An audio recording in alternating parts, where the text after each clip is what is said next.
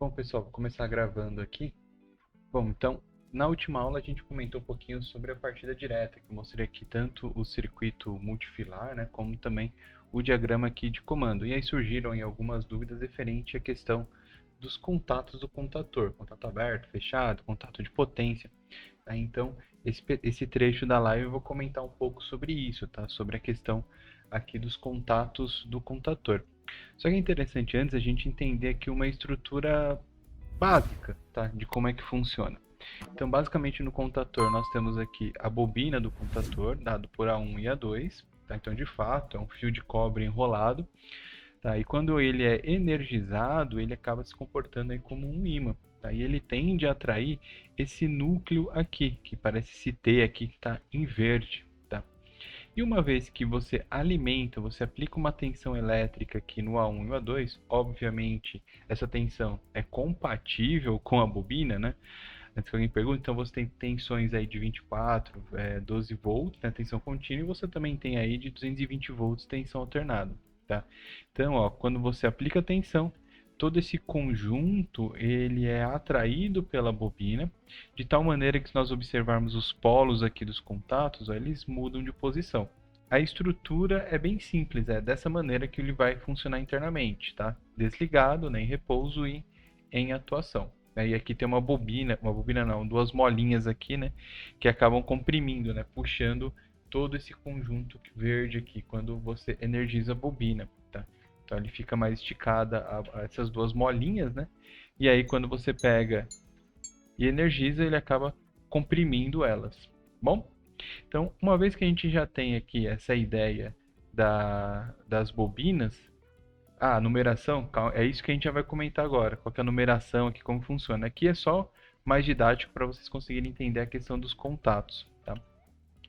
Aqui eu trouxe alguns modelos só para a gente ter uma ideia sobre essa questão justamente dos contatos.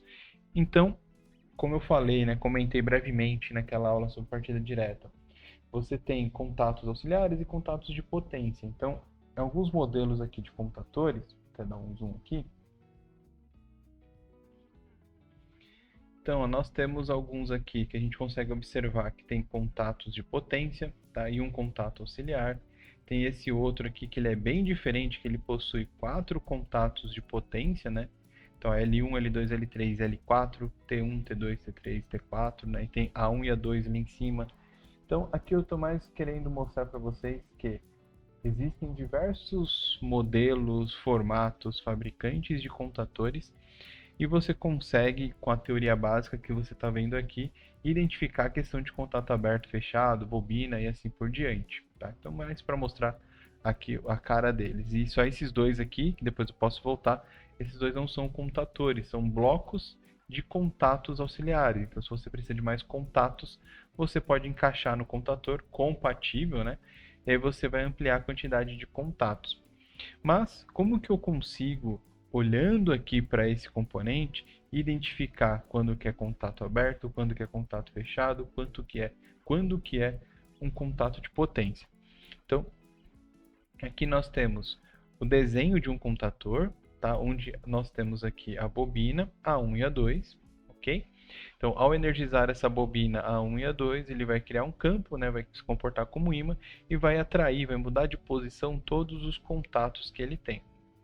Dessa forma, então, nós temos a bobina, como eu acabei de falar, A1 e A2. Normalmente aqui você coloca a identificação da bobina, tá? Depois, nós temos aqui os contatos auxiliares.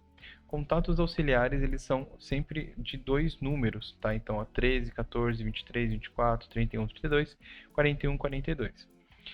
Como que eu sei o que é contato aberto ou fechado? A principal identificação são através dos números, né? Vários fabricantes colocam NA não, né? NO e NC, né? De open ou close, né? Aberto ou fechado. Mas pela numeração você também consegue identificar isso. O primeiro algarismo, então aqui, ó, número 1, número 2, número 3 e número 4, eles indicam a posição do contato no contator. Ou seja, esse aqui, 23, 24, significa que é o segundo contato do contator. Esse aqui, 31, 32, é o terceiro. Esse aqui, 41, 42, é o quarto. Se tivesse mais um aqui, dentro desse pontilhado azul, seria 51, 52 ou 53, 54. Mas certamente o primeiro número seria 5. Tá? Então, o primeiro indica justamente isso, a questão da posição na posição no computador. Já o segundo algarismo aqui, ó, ele meio que se repete. Por quê? O segundo algarismo ele vai indicar justamente se o contato é aberto ou fechado, sendo que contato 3 e 4 é um contato normalmente aberto, como a gente pode ver nos dois primeiros, e 1 e 2 é um contato normalmente fechado. Okay? Então isso você vai encontrar no computador, mas também em outros dispositivos, como o próprio exemplo na aula passada, são as botoeiras. Ela segue esse padrão 1, 2, 3 e 4, tá bom? Depois de você entender aqui contatos auxiliares, nós temos também os contatos de potência. Contatos de potência ele não segue a mesma lógica dos contatos auxiliares. Tá? E um detalhe também, os contatos auxiliares, o objetivo dele é te auxiliar, é permitir que você desenvolva uma lógica de comando utilizando os contatos auxiliares. Intertravamento, contato de selo, acionamento de sinalizador luminoso.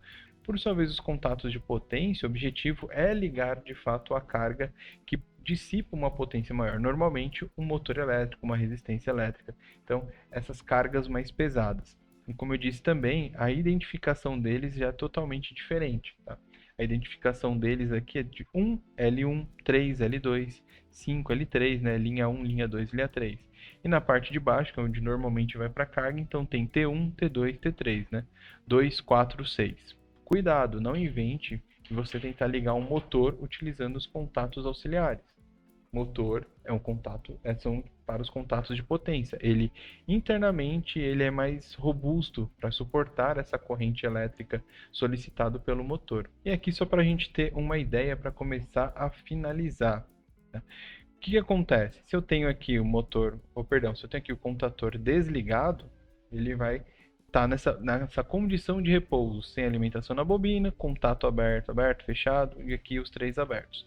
Uma vez que eu alimento o contator, eu aplico uma tensão aqui no A1 e A2, cria-se um campo e os contatos vão mudar de posição. Então, os dois abertos aqui eles vão se fechar, o fechado vai abrir, e aqui os de potência, consequentemente, vão se fechar.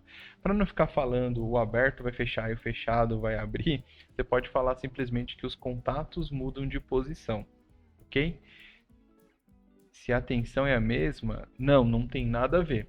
Não existe, se você parar para observar, muito boa sua pergunta, se você parar para observar a tensão da bobina aqui, ela em nada tem a ver com a tensão que você vai utilizar aqui nos contatos.